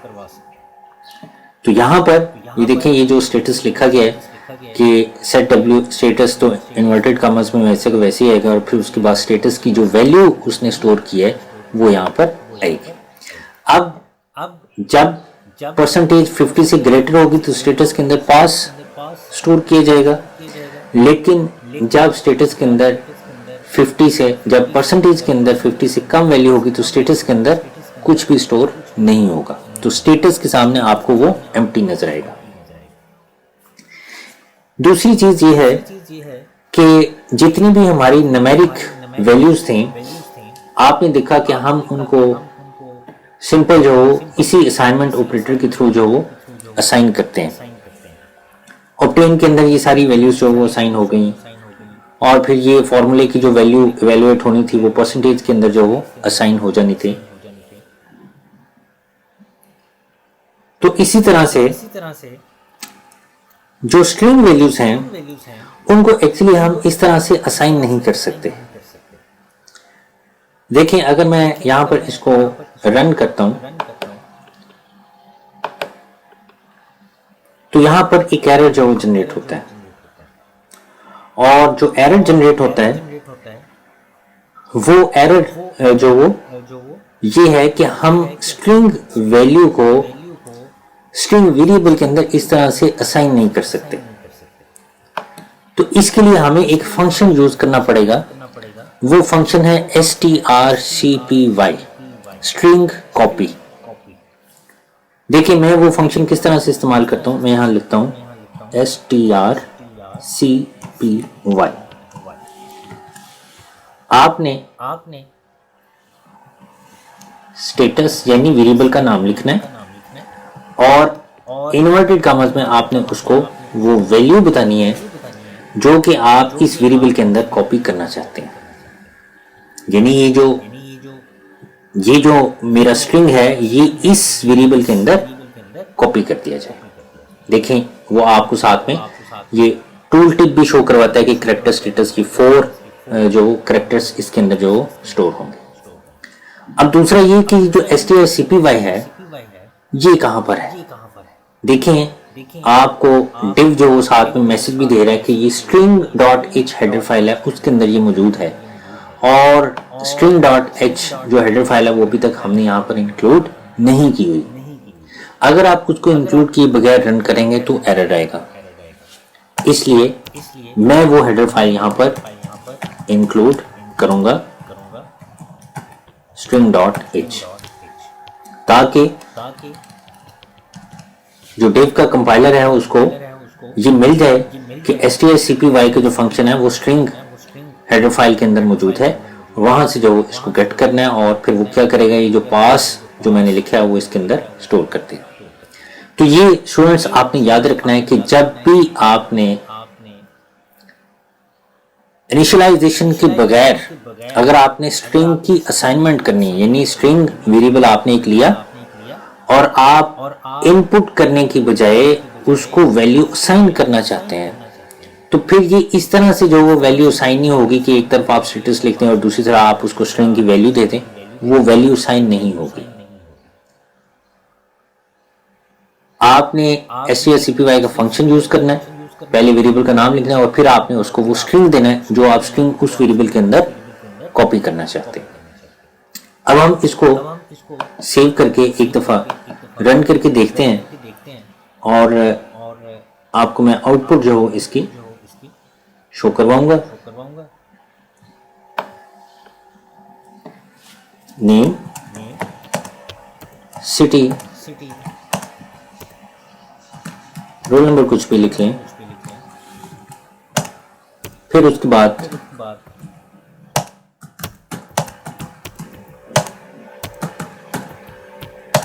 अच्छा जी, अब ये देखें कि परसेंटेज कितनी आई है 49, परसेंटेज 50 से बिलो है।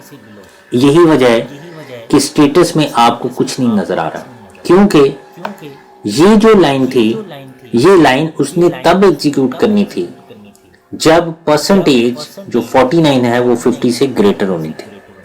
अब यहां पर आ गया 49, तो 49 ग्रेटर देन इक्वल टू 50, तो ये कंडीशन उसने आपको क्या रिटर्न किया, उसने आपको दिया फॉल्स, और फॉल्स होने की सूरत में ये लाइन एग्जीक्यूट नहीं होनी थी। इफ स्टेटमेंट, ये जो ओनली इफ स्टेटमेंट है, उसमें हमारी जो स्टेटमेंट्स है वो सिर्फ सिर्फ तब एग्जीक्यूट होती है जब कंडीशन ट्रू होती है। जब ये कंडीशन ट्रू नहीं हुई तो फिर ये जो स्टेटमेंट है ये भी एग्जीक्यूट उसने नहीं की। अब दोबारा मैं इसको कंपाइल करता हूं और मैं इसमें ज्यादा मार्क्स एंटर करूंगा ताकि आपको पता चले कि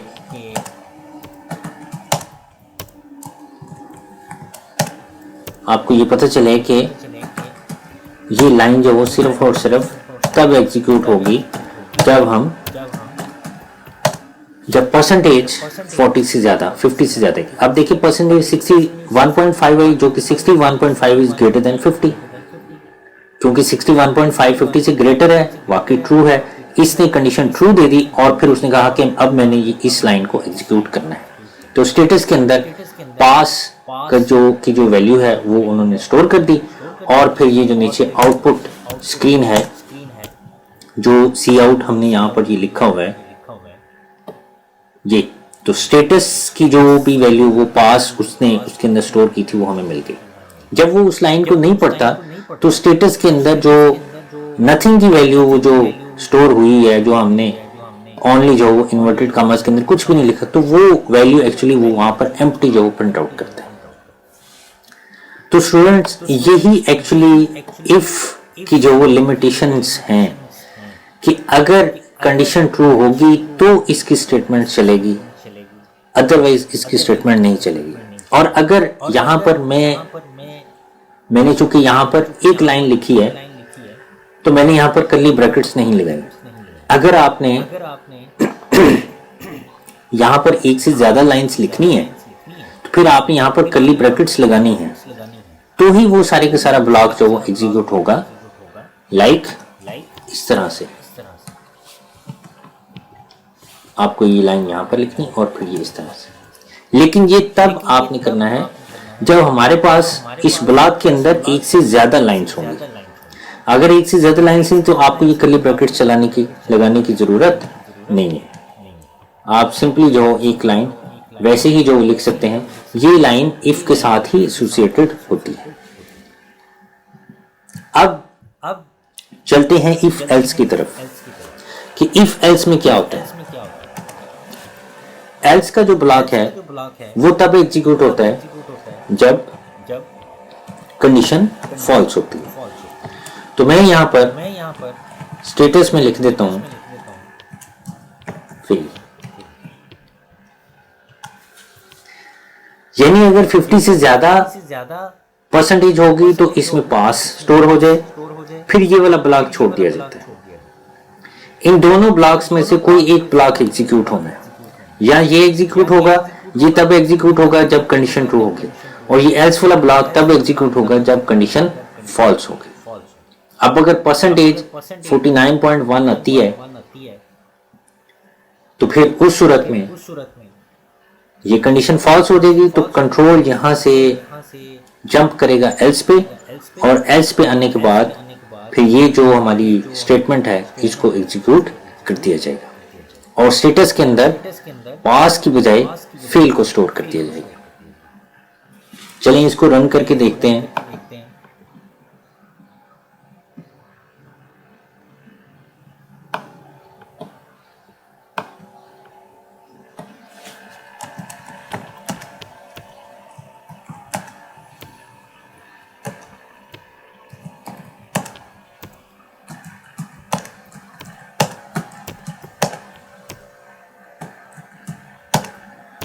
देखें जी परसेंटेज आई है 47.62, और 47.62 क्या है, ये एक्चुअली परसेंटेज 50 से बिलो है, तो फिर उसने इस लाइन को एग्जीक्यूट नहीं किया, यानी स्टेटस के अंदर पास को स्टोर नहीं किया, वो जहां पर एल्स पे आ गया और स्टेटस के अंदर उसने क्या स्टोर कर दिया, फेल।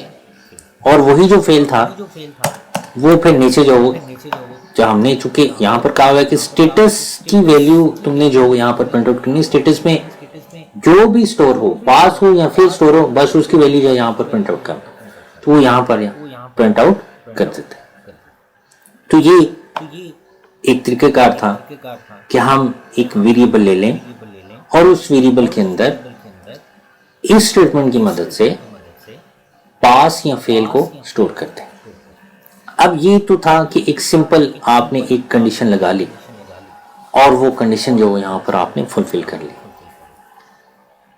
समटाइम ऐसा होता है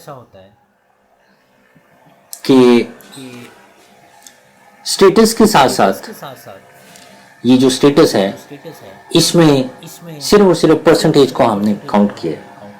अगर मैं ये कहूँ कि मैं इस परसेंटेज के साथ साथ मैं आपके सब्जेक्ट्स के मार्क्स को भी ट्रीट करना चाहता हूँ कि अगर परसेंटेज 50 से ज्यादा हो और इसके साथ जो मैथमेटिक्स के मार्क्स हैं वो भी 100 से अबव होने चाहिए, या कंप्यूटर साइंस के जो मार्क्स हैं वो 120 से अबव होने चाहिए, तो फिर स्टेटस जो वो पास होगा, अदरवाइज स्टेटस फेल होगा।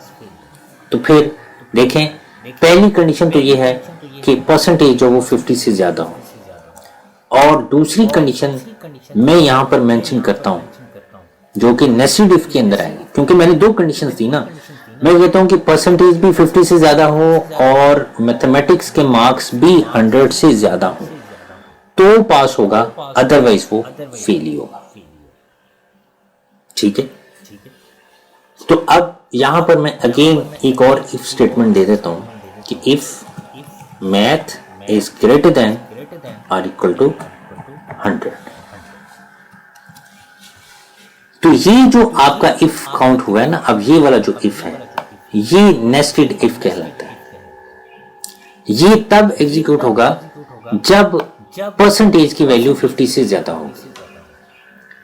पहले ये कंडीशन ट्रू होगी तो इस कंडीशन को आके चेक किया जाएगा, जब ये भी कंडीशन ट्रू होगी तो इसको, इस स्टेटमेंट को एग्जीक्यूट किया जाएगा। अब फर्ज कर लें कि ये कंडीशन होगी ट्रू, यानी परसेंटेज 50 से ज्यादा है, लेकिन मैथमेटिक्स के मार्क्स जो वो 100 से अबव फर्ज कर ले नहीं है, तो फिर इसका एल्स पार्ट तो हमने यहां पर लिखा ही नहीं है, तो उसने स्टेटस में कुछ भी नहीं देना। अगर ये कंडीशन फॉल्स हो जाती है तो वो यहां से जंप करेगा सीधा एल्स पे, और एल्स के अंदर स्टेटस में क्या कर देगा, फेल जो प्रिंट आउट कर देगा। तो इसलिए यहां पर इसका जो एल्स पार्ट है वो मुझे लाजमी लिखना है, क्योंकि फिर स्टेटस के अंदर कुछ भी नहीं आएगा। तो अगर परसेंटेज 50 से अबव होती है तो फिर वो मैथ को चेक करेगा कि मैथ के मार्क्स अगर 100 से अबव होते हैं तो स्टेटस जो वो पास डिस्प्ले हो। अदरवाइज मैं ये कहता हूं कि अगर परसेंटेज 50 से अबव है लेकिन मैथमेटिक्स में अगर उसके 100 से ज्यादा मार्क्स नहीं है, तो मैं यहां पर चाहता हूं कि फिर ये जो वो प्रिंट आउट हो कि स्टेटस इक्वल टू, यहां पर आप कोई भी ऐसा करैक्टर जो वो लिख सकते हैं जो कि, या आप स्टेटस में इस तरह से जो वो लिखने की बजाय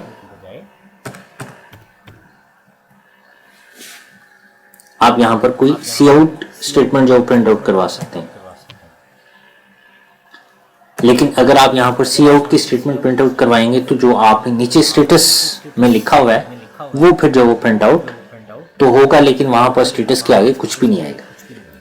तो मैं यहां पर यूं करता हूं कि जो स्टेटस का वेरिएबल है इसके अंदर जो मैंने 4 कैरेक्टर्स रखे हुए हैं वो 4 कैरेक्टर की बजाय उसके अंदर कैरेक्टर्स ज्यादा जो मैं फीड कर देता हूं। लेट्स सपोज मैं अगर 50 कैरेक्टर्स फीड कर देता हूं तो फिर मैं यहां पर स्टेटस के अंदर 4 कैरेक्टर से ज्यादा कैरेक्टर्स भी लिख सकता हूं। तो मैं यहां पर यूं करना चाहता हूं कि परसेंटेज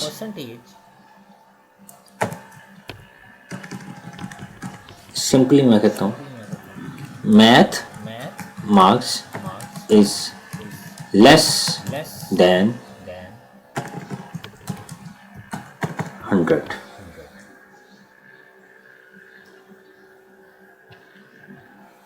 यहां पर पास आ जाए, लेकिन इसके साथ ये भी मेंशन हो कि पास तो है लेकिन जो मैथमेटिक्स के मार्क्स है वो 100 से बिलो है। तो इस तरह से अब मुझे यहाँ पर 50 की 4 की बजाय मैं सपोज यहाँ पर 50 करेक्टर्स कर देता हूँ, ताकि वो मेरी पूरी लाइन जो हो यहाँ पर कम से कम स्टोर तो हो ना। इसमें अगर आप काउंट कर लें 1 2 3 4 5 6 7 8 9 10 11 12 13 14 15 16 17 18 19 20 21 22 23 24 25 26 27 28 29 30 31 32 ऑलमोस्ट 32 करेक्टर्स हैं। लेकिन हमने यहाँ पर 50 करेक्टर्स की जो स्पेस उसको दी है, तो मैं 50 को कम करके ऑलमोस्ट 40 कर लेता हूँ। यहाँ आप 35 भी कर सकते हैं अगर आप ज़्यादा जो वो एफिशिएंट प्रोग्राम बनाना चाहते हैं और आप चाहते हैं कि स्पेस हमारी जो वेस्ट ना हो, मेमोरी पे ज़्यादा लोड ना हो और कम से कम जो हमारा डेटा है वो उतने बाइट्स जो वो रिजर्व किए जाएं, तो फिर आप उसके करीब करीब जो आप अपना जो उसकी स्पेस मेंशन करें। तो डियर स्टूडेंट्स, ये बेसिकली अब ये नेस्टेड इफ जो वो बन गई है। मैंने आपको बताया कि जब हमारे पास दो कंडीशंस होती हैं तो फिर हम ये नेस्टेड इफ को यूज कर लेते हैं। क्राइटेरिया मेरे पास ये था कि अगर 50 से ज्यादा परसेंटेज के मार्क्स हैं और मैथ के मार्क्स 100 से अबव हैं, अगर ये दोनों कंडीशंस हैं तो फिर स्टेटस पास है। अगर परसेंटेज 50 से अबव है लेकिन मैथमेटिक्स के मार्क्स 100 से अबव नहीं है, तो फिर स्टेटस में ये शो हो। पास के साथ साथ वो हमें बताए कि math marks is less than 100। और अगर परसेंटेज 50 से बिलो है, मैथ में चाहे उसके 100 से अबव मार्क्स हो, लेकिन परसेंटेज अगर 50 से बिलो है तो डायरेक्ट वो हमें क्या मैसेज दे, फेल का मैसेज दे। तो अब इस तरह से ये हमारा जो प्रोग्राम है वो कंडीशनल बेस पर ये रन होगा।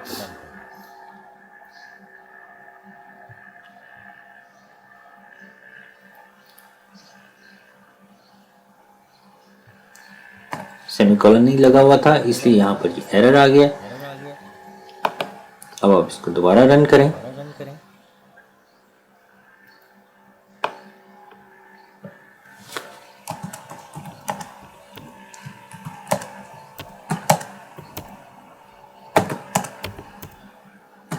उर्दू के मार्क्स हैं ये मैं 120 दे देता हूँ, इंग्लिश के मार्क्स हैं 123 दे देता हूँ। अब मैथ के मार्क्स हैं और वो मैं एंटर करता हूँ 89।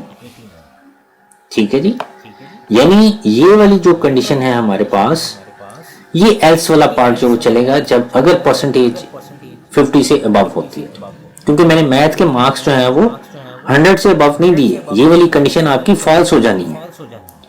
मैथ में मैंने मार्क्स दिए हैं 89 और फिर उसके बाद कंप्यूटर साइंस के मार्क्स भी मैं दे देता हूँ 150। देखिए यहाँ पर परसेंटेज आई है 60.25, यानी ये पहली कंडीशन जो थी वो ट्रू हो गई। 60.25 इज ग्रेटर देन 50, तो ये कंडीशन ट्रू हो गई। कंट्रोल यहाँ पर आ गया।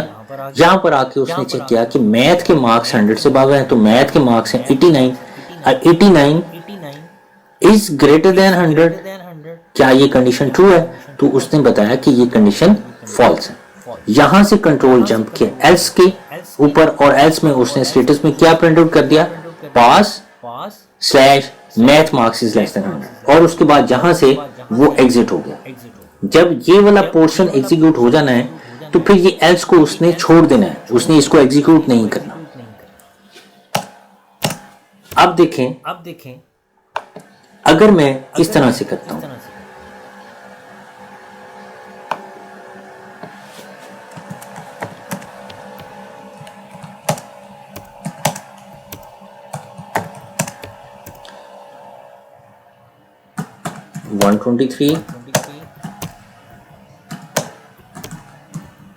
ये देखें ओवरऑल जो हमारी परसेंटेज है वो आई है 47। तो 47 को यहीं से जज कर लिया गया है कि अगर 47 अगर परसेंटेज 50 से अबव है तो मैथमेटिक्स के मार्क्स को चेक ही नहीं करना। ठीक है, हमारा क्राइटेरिया ही यही था कि पहली कंडीशन परसेंटेज की थी कि परसेंटेज 50 से अबव होनी चाहिए। अगर परसेंटेज 50 से अबव नहीं है तो फिर हमने मैथमेटिक्स के मार्क्स को चेक नहीं करना, क्योंकि परसेंटेज ही जो वो इतनी बिलो है, लिहाजा यहीं से वो जंप करेगा एल्स पे और उसमें उसने जो फेल को प्रिंट आउट कर दिया। अब जो तीसरी कंडीशन है वो कौन सी है? वो कौन सी है? वो ये है कि अगर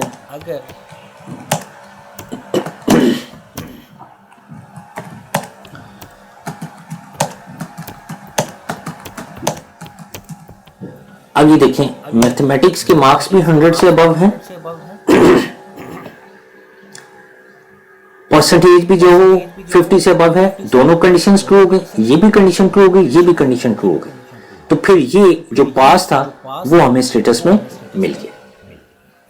तो इस तरह से डियर स्टूडेंट्स ये जो नेस्टेड इफ है वो वर्किंग करती है। लेकिन ये जो नेस्टेड इफ का अल्टरनेट है वो अब मैं आपको बताने जा रहा हूं कि बेसिकली ये जो इफ के अंदर एक और इफ उसको मिला हुआ है और फिर इसकी ये स्टेटमेंट इनर स्टेटमेंट बनी हुई है। इसका मतलब यही है कि ये कंडीशन भी ट्रू हो, ये कंडीशन भी ट्रू हो। अभी अभी मैंने आपको एग्जांपल दी कि परसेंटेज भी 50 से ज्यादा थी और मैथमेटिक्स के मार्क्स भी 100 से ज्यादा थे। तो ये दोनों कंडीशंस ट्रू हुई तो ये स्टेटमेंट जो वो एग्जीक्यूट हुई। जब ये स्टेटमेंट फॉल्स हुई तो फिर ये वाली स्टेटमेंट जो वो एग्जीक्यूट हुई। तो अब यही अगर प्रोसेस आपने कंपाउंड कंडीशन के साथ करना है, यानी ये जो नेस्टेड इफ का जो अल्टरनेट है जिसके अंदर हम लॉजिकल ऑपरेटर्स यूज करते हैं, यानी अगर इन दोनों कंडीशंस को इकट्ठा आपने लिखना है वो कैसे आप करें वो देखिए। मैं इस कोड को कॉपी पेस्ट कर लेता हूं और साथ में मैं इसको कमेंट्स की फॉर्म में कर लेता हूं।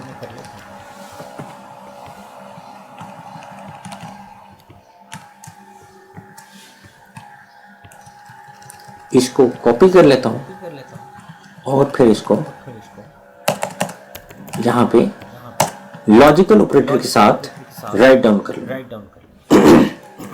लॉजिकल ऑपरेटर में क्या करना है, चूंकि हमें ये दोनों कंडीशंस ट्रू देखनी है कि जब इन दोनों कंडीशंस का रिजल्ट ट्रू होगा तो हमारी ये सेट ऑफ स्टेटमेंट्स एग्जीक्यूट होंगी, अदरवाइज ये स्टेटमेंट एग्जीक्यूट नहीं होगी।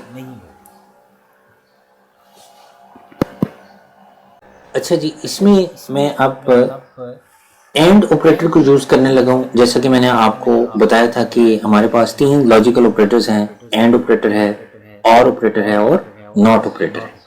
एंड ऑपरेटर वहां पर इस्तेमाल किया जाता है जब दोनों कंडीशंस का रिजल्ट जब ट्रू हो तो फिर हमने अपनी स्टेटमेंट को एग्जीक्यूट करना हो। तो सिंपली आपने क्या करना है कि यहां पर एंड ऑपरेटर लगाना है और ये जो इफ स्टेटमेंट थी इसको आपने खत्म कर देना है, क्योंकि जब कंपाउंड हम इफ स्टेटमेंट दे देते हैं तो फिर उस सूरत में इफ वन टाइम आएगा और पहली ये कंडीशन और दूसरी ये कंडीशन। अब ये दोनों कंडीशंस जब ट्रू होंगी तो फिर ये पास जो वो डिस्प्ले कर दिया जाएगा। इसके बाद अब यहां पर हमने एल्स इफ को यूज करना है, यानी अदर देन इसके अलावा कोई और कौन सी कंडीशन हो सकती है। यानी ये जो मल्टीपल इफ एल्स है उसकी एग्जांपल मैं आपको आगे ग्रेड का जब बताऊंगा तो उसमें भी मैं दूंगा। तो उस तरह से आपने इसको इस्तेमाल करना है, यानी ये जो हमारी कंडीशन थी इस कंडीशन को आपने यहां से कॉपी कर लेना और कॉपी करने के बाद आपने यहां पर इसको मेंशन कर लेना। अब देखें ये जो कंडीशन थी ये तब चलनी थी जब मैथ के मार्क्स लेस देन 100 होने थे। यानी एक तो ये कंडीशन हो गई, दूसरी कंडीशन जो है वो ये वाली होगी कि अगर परसेंटेज 50 से ग्रेटर है और मैथ के मार्क्स 100 से अबव है तो स्टेटस में पास चला जाएगा। अगर परसेंटेज 50 से ग्रेटर है और मैथ के मार्क्स लेस देन 100 है, यानी जब ये दोनों कंडीशंस ट्रू होंगी तो फिर ये मैसेज जो वो चला जाए स्टेटस के अंदर कि पास तो है लेकिन मैथ के मार्क्स लेस देन 100 है। और अगर ये दोनों कंडीशंस फुलफिल नहीं होती तो फिर वो एल्स पे आ जाए और एल्स में जाके क्या प्रिंट आउट करते, फेल। तो इस तरह से ये जो हमारा कोड होगा ये बिल्कुल इसके, ये जो हमने नेस्टेड इफ किया है ये इस नेस्टेड इफ के अल्टरनेट ये कोड होगा। इसको एक दफा रन करके देख लेते हैं जी।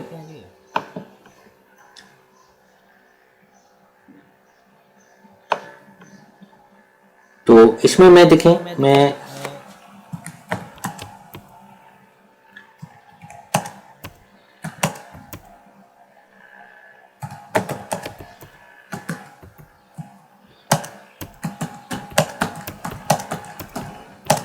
अभी ये देखें परसेंटेज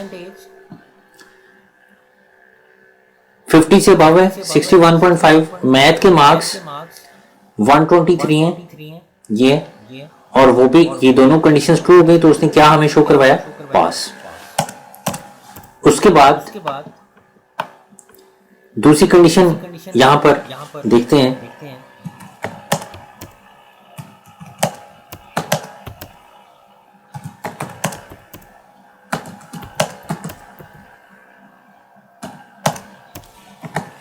मैंने एंटर किया है। अब परसेंटेज तो 57 है, यानी ये 50 से अबव है, ये कंडीशन ट्रू है ये वाली, यहां पर भी ये ट्रू है। लेकिन इसके अगेंस्ट जो मैथ के मार्क्स हैं वो कौन से हैं, वो 100 से ग्रेटर नहीं है। मैथ की मार्क्स 89 है, तो ये यहां पर ये कंडीशन तो ट्रू देगी लेकिन ये कंडीशन फॉल्स देगी, तो ओवरऑल इस कंडीशन का रिजल्ट आएगा फॉल्स, और वो यहां से जंप करेगा और अगले एल्स इफ पे जो वो चला जाएगा। अगले एल्स इफ पे जाके वो फिर चेक करेगा कि परसेंटेज तो 50 से ज्यादा है, ये तो ट्रू है, क्या मैथ के मार्क्स जो वो 100 से कम है, तो मैथ के मार्क्स वाकई 100 से कम है। अब ये वाली दोनों कंडीशंस ट्रू हो गई तो उसने ये लाइन जो वो एग्जीक्यूट कर दी। तो जो थर्ड कंडीशन है वो तब डियर स्टूडेंट्स एग्जीक्यूट होनी है जब परसेंटेज ओवरऑल जो वो 50 से लेस होती है।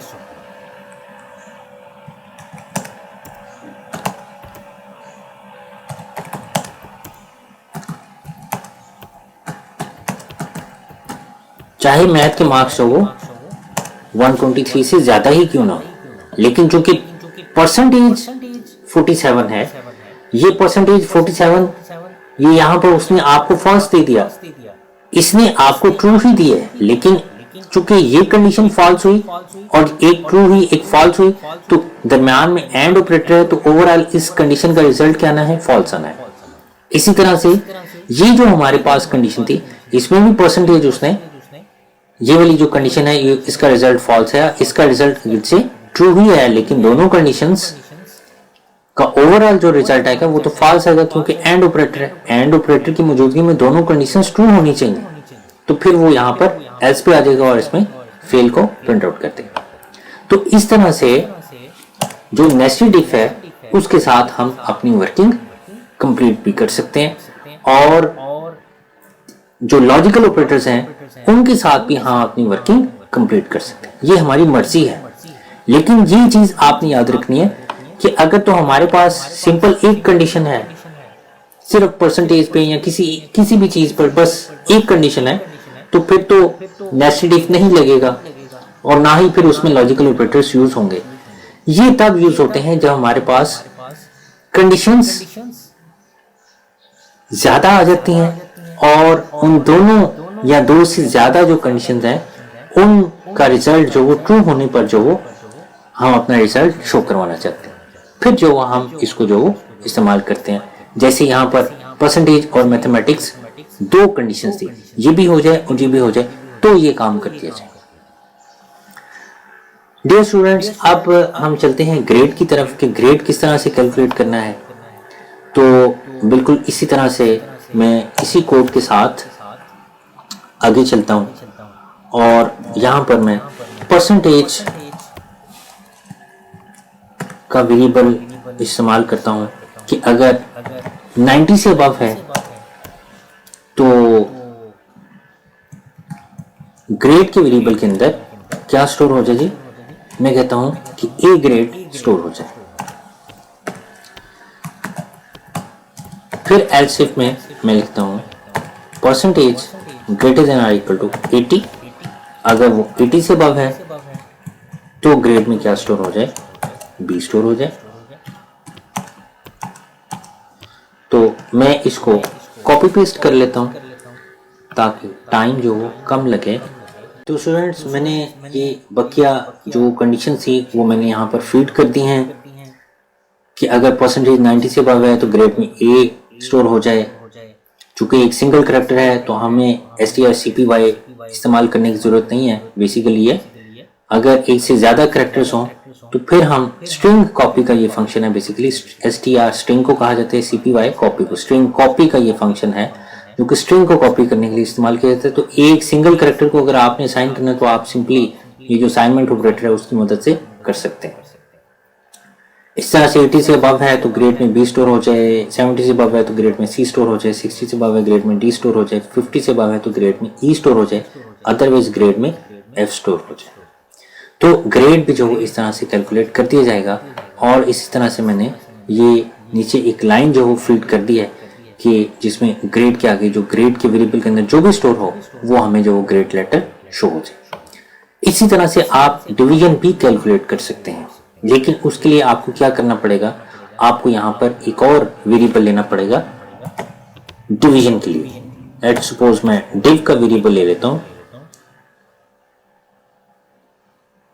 तो मैं यहाँ पर 3 लेटर्स रख लेता हूं, फर्स्ट, सेकंड या थर्ड। तो फर्स्ट के अंदर 1st स्टोर हो सकता है, सेकंड के अंदर 2ND स्टोर हो सकता है और थर्ड के अंदर 3RD। ये 3 लेटर्स ही बनते हैं जो कि डिवीजन को स्टोर करने के लिए काफी। इसे मैंने ये 3 लेटर्स का जो ये वेरिएबल ले लिया है और इसी तरह से आप इसको भी जो इनिशियलाइज कर दें नथिंग के साथ कि इसके अंदर कुछ भी स्टोर नहीं होगा। जहां पर हमने ग्रेड कैलकुलेट किया है यहीं पर मैं डिवीजन को भी कैलकुलेट कर सकता हूं, लेकिन डिवीजन में हमारे पास कंडीशंस कम होंगी। लेट्स सपोज मैं कहता हूं अगर 60 से ज़्यादा आपके मार्क्स आते हैं तो जो डिव का वेरिएबल है उसके अंदर, अब चूंकि ये लेटर्स एक से ज़्यादा हैं तो मैं strcpy को यूज़ करूँगा और इसमें मैं बताऊँगा कि वेरिएबल जो डिव का है और इसके अंदर स्टोर क्या करना है, फर्स्ट को स्टोर करना है। इसी तरह से एल्स इफ के अंदर percentage is greater than or equal to, suppose मैं कहता हूँ कि 40 से ज़्यादा होंगे तो फिर जो strcpy डिव के अंदर स्टोर हो जाए सेकंड, और एल्स अगर 40 से कम है, बल्कि एल्स इफ अगर परसेंटेज ग्रेटर देन और इक्वल टू 33 है तो फिर मैं कहता हूं डिव के अंदर स्टोर हो जाए थर्ड। और फिर एल्स में जो हो आप यहां पर उसको बता दें कि अगर वो 33 से बिलो है तो डिवीजन में जो हो नथिंग जो हो शो हो, और उसके बाद एंड हो जाए। अब नथिंग में देखें कि हमारे पास तो ओनली 3 हमने जो वो कैरेक्टर्स की स्पेस ली है। इसका मतलब है कि नथिंग को स्टोर करने के लिए फिर हमें कैरेक्टर्स की तादाद बढ़ानी पड़ेगी। तो यहाँ पर चूंकि 7 कैरेक्टर्स हैं तो मैं 3 की बजाय जो डिव का वेरिएबल है इसके अंदर मैं 7 रख देता हूँ। लिहाजा इस तरह से ये डिवीजन भी कैलकुलेट हो जाएगी। यहाँ पर बस एक लाइन हमें ऐड करनी है डिवीजन की। आप इसी लाइन को कॉपी पेस्ट कर लें और इसको चेंज कर लें।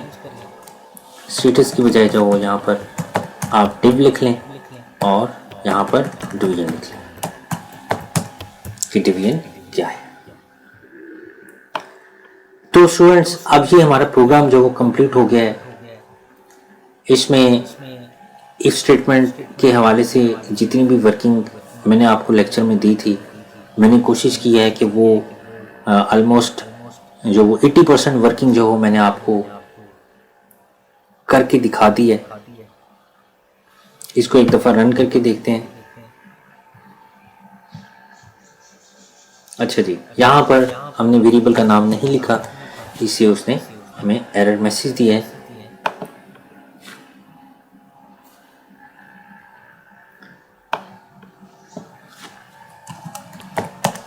नाम उसका अली है, सिटी जो फॉर एग्जाम्पल मैं गुजरांवाला है, रोल नंबर 1 है, BSIT है 1 2 3 1 2 3 1 2 3 1 2 3। तो देखें जी, उसने बताया कि परसेंटेज आई है 61 और 61 जो वो 60 से ज़्यादा है, तो डिव के अंदर आपको ये डिवीजन में फर्स्ट डिवीजन नज़र आ रहा है, फर्स्ट आ रहा है। ग्रेड में डी है। ग्रेड में डी क्यों है? क्योंकि अगर आप ये देखें कि ये ग्रेड है और हमने कहा था कि 90 से अबव अगर परसेंटेज होगी तो ई ग्रेड होगा। तो ये कंडीशन फॉल्स हो गई, उसने जंप किया अगली कंडीशन पे। यहाँ पर आके उसने चेक किया कि क्या परसेंटेज जो वो 80 से ज़्यादा है। अगर 80 से ज़्यादा है तो अब चूंकि 61 थी, 80 से ज़्यादा नहीं थी, तो कंडीशन यहाँ पर इसका रिजल्ट फॉल्स आया, तो नेक्स्ट कंडीशन पे आ गया। यहाँ भी जो 61 70 से ज़्यादा नहीं है, ये भी फॉल्स होगी, अगली कंडीशन पे आ गया। तो ये 61 जो 60 से ज़्यादा था, तो ये कंडीशन आपकी ट्रू हुई है, इसलिए ग्रेड के वेरिएबल के अंदर डी स्टोर किया गया।